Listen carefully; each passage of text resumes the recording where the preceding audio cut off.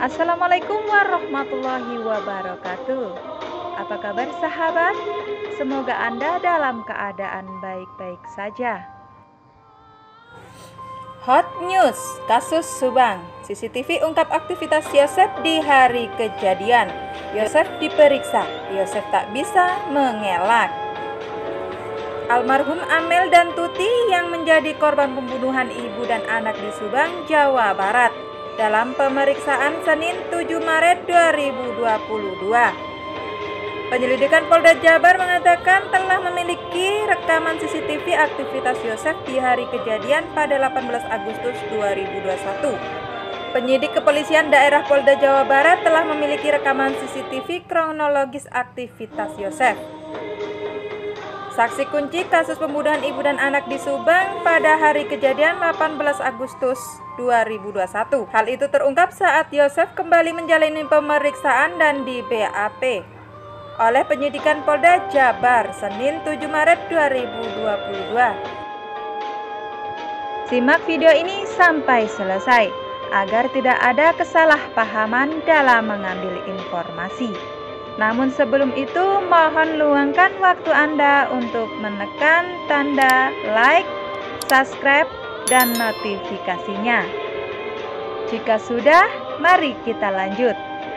Terkait kasus pembunuhan ibu dan anak di Subang yang menewaskan Tuti Suhartini dan Amelia Mustika Ratu.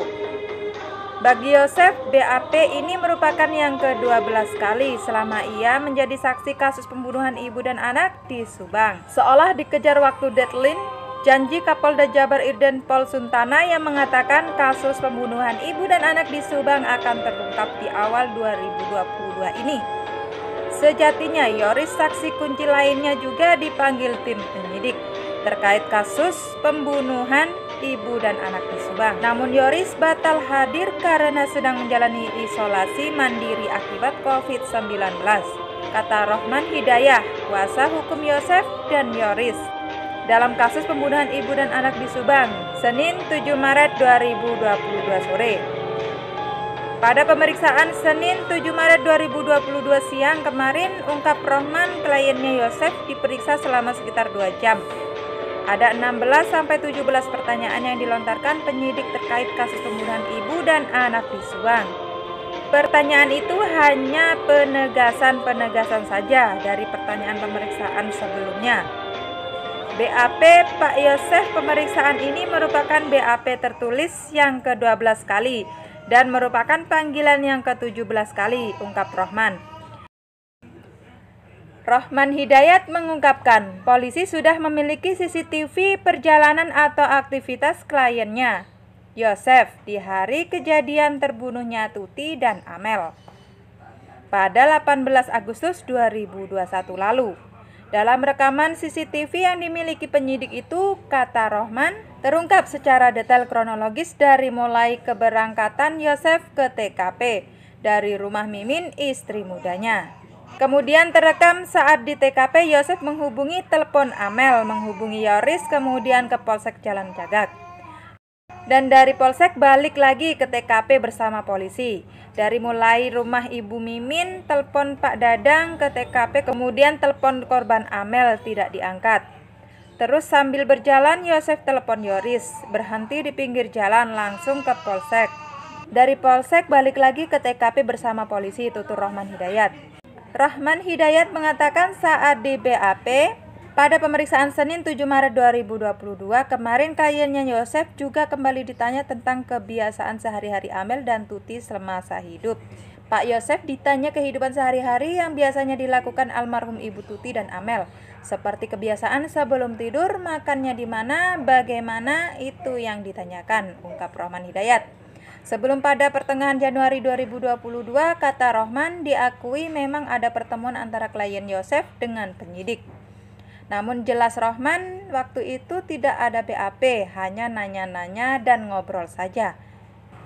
Soal nasi goreng di aluminium foil sebagaimana ditunjukkan fotonya oleh penyidik, Rohman Hidayat menegaskan bahwa Yosef kliennya pada BAP sebelumnya telah menjelaskan pada saat berangkat dari rumah di meja makan itu tidak ada nasi goreng.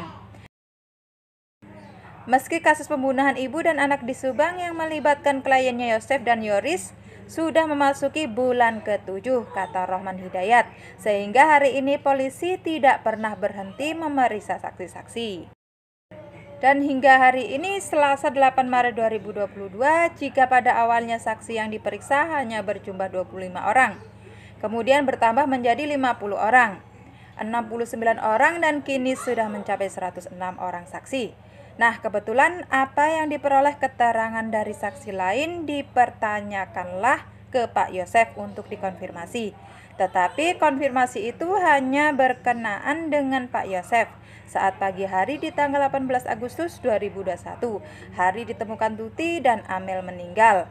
Tidak ada yang lain ceritanya, hanya cerita yang lama saja, ujar Rohman Hidayat. Namun begitu Rohman Hidayat yakin, jika nanti Yoris dipanggil setelah menjalani isoman COVID-19, Yoris akan memberi keterangan dan akan ada perkembangan baru terkait kasus pembunuhan ibu dan anak di Subang. Saya yakin polisi akan segera mengungkap pelakunya. Keterangan-keterangan dari Yosef dan Yoris ini tentunya menguatkan apa yang menjadi temuan polisi dari penyidikan sebelumnya. Saya meyakini itu, pungkas Rohman Hidayat. Sekian berita dari saya. Terima kasih dan sampai jumpa. Wassalamualaikum warahmatullahi wabarakatuh.